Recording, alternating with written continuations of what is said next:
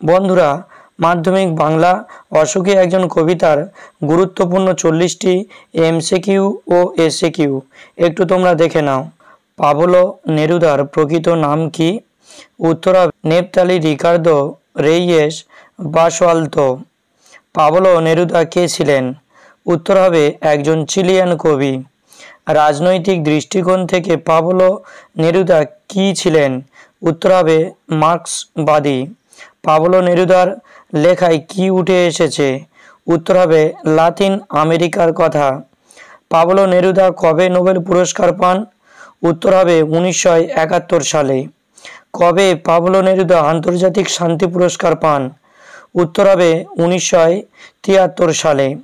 Pablo Neruda কবে চিলির রাষ্ট্রদূত হন? উত্তর হবে 1934 সালে।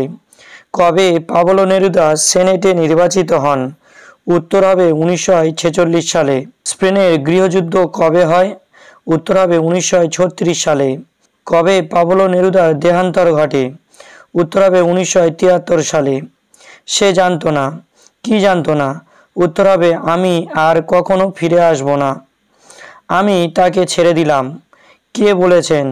উত্তর হবে কবি স্বয়ং। বৃষ্টিতে ধুয়ে দিল। কি ধুয়ে দিল? উত্তর হবে পায়ের দাগ।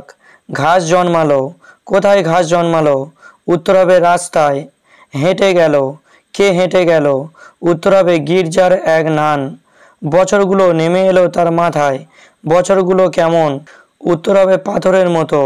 ধরে গেল আগুন। কোথায় আগুন ধরে গেল? উত্তর হবে সমতলে। তারপর যুদ্ধ এলো। এ যুদ্ধ কেমন?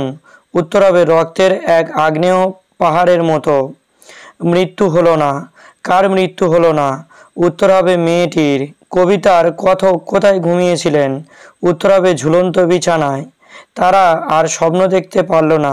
কারা স্বপ্ন দেখতে পারল না? উত্তর হবে শান্ত হলুদ দেবতারা। অসুখী একজন কবিতাটি ভাষান্তর বা অনুবাদককে? উত্তর হবে নবারুণ ভট্টাচার্য। কারা হাজার বছর ধরে ধ্যানে ডুবেছিল? উত্তর হবে দেবতারা। ছড়ানো করতলের মতো পাতা কি? উত্তর হবে চিমনি। ছড়িয়ে থাকা বীভৎস মাথা কি? উত্তর হবে পাথরের মূর্তি। যুদ্ধের আগুনের দাবাদাহে নষ্ট হয়ে গেল কোন বাদ্যটি? উত্তর হবে জল তরঙ্গ। অপেক্ষায় দাঁড় করিয়ে রেখে? কোথায় দাঁড় করিয়ে রাখে? উত্তর হবে দরজায়। মৃত পাথরের মূর্তির বীভৎস মাথা। মৃত পাথরের মূর্তিগুলি আসলে কি? উত্তর হবে ভাস্কর্য। কথক যে বাড়িতে ঘুমিয়েছিলেন সে বাড়ির রং কেমন? উত্তর হবে গোলাপি। অসুখী একজন কবিতার কথকের বাড়িটি কেমন ছিল? উত্তর হবে মিষ্টি। একটা কালো দাগ। কালো দাগটি কি? উত্তর হবে রক্তের দাগ। যেখানে ছিল শহর সেখানে ছড়িয়ে রইল কি? উত্তর হবে কাঠকয়লা, দোমড়ানো লোহা ও মূর্তির বীভৎস মাথা, রক্তের কালো দাগ। পাবলো নেরুদার কোন গ্রন্থকে চিলির মহাকাব্য বলা হয়? উত্তর হবে কান্ত সর্বময়। সব চূর্ণ হয়ে গেল। কি চূর্ণ হয়ে গিয়েছিল? উত্তর হবে কবির মিষ্টি বাড়ি, ছড়ানো করতলের মতো পাতা চিমনি এবং প্রাচীন জলতরঙ্গ। উল্টে পড়ল মন্দির থেকে। কারা কিভাবে উল্টে পড়েছিল?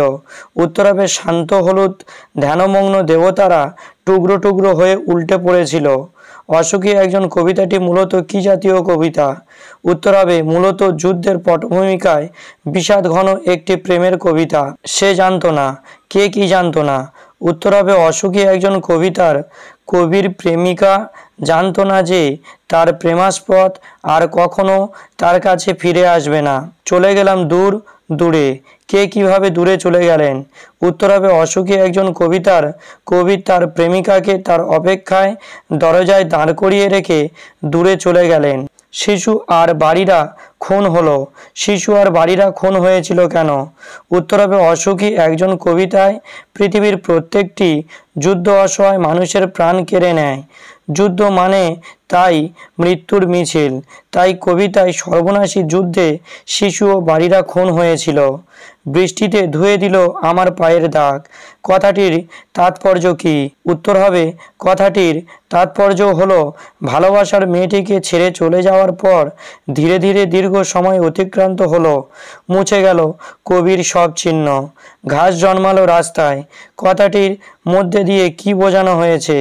উত্তর হবে কথাটির মধ্যে দিয়ে দীর্ঘ সময় অতিক্রান্ত হওয়ার কথা বোঝানো হয়েছে। নেমে এলো তার মাথার ওপর, কি কিসের মতো নেমে এলো? উত্তর হবে অসুখী একজন কবিতায় কথক যখন তার প্রিয়তমাকে ছেড়ে চলে আসেন তখন তার মাথার উপর বছরগুলো একের পর এক পাথরের মতো নেমে আসে। সেই মিষ্টি বাড়ি, মিষ্টি বাড়ির পরিবেশে আর কি কি ছিল? উত্তর হবে অসুখী একজন কবিতায় যে বাড়ির বর্ণনা আছে সেই বাড়িটার পরিবেশ অনেকটা স্বপ্নপুরীর মতো। সেখানে একটা সুন্দর বারান্দা ছিল, ঝুলন্ত বিছানা ছিল, ছিল গোলাপি গাছ, চিমনি ও জল তরঙ্গ। তো বন্ধুরা, এই প্রশ্নগুলি যদি তোমরা লিখতে না চাও, পিডিএফ আকারে পেতে চাও, তাহলে এই ভিডিও ডেসক্রিপশানে আমার হোয়াটসঅ্যাপ নাম্বার দিয়ে দেব, সেখানে তোমরা হোয়াটসঅ্যাপ করো এবং অসুখী একজন কবিতার এমসিকিউ এসএকিউ বলে লেখো, লিখলে আমি এর পিডিএফটি দিয়ে দেব। এবং বন্ধুরা, যদি ভিডিওটি ভালো লাগে তাহলে অবশ্যই লাইক করে দিও এবং চ্যানেলে নতুন হলে চ্যানেলটি সাবস্ক্রাইব করে দিয়ে দ্য বেস্ট এডুকেটমের সঙ্গে যুক্ত থেকো। এবং এই ভিডিওটি কেমন লেগেছে এবং তোমাদের আর কোন কোন পাঠ্যের ওপর এই রকম সাজেস্টিভ এবং গুরুত্বপূর্ণ এমসিকিউ এসএকিউ প্রয়োজন, অবশ্যই আমাকে কমেন্ট করে জানিও।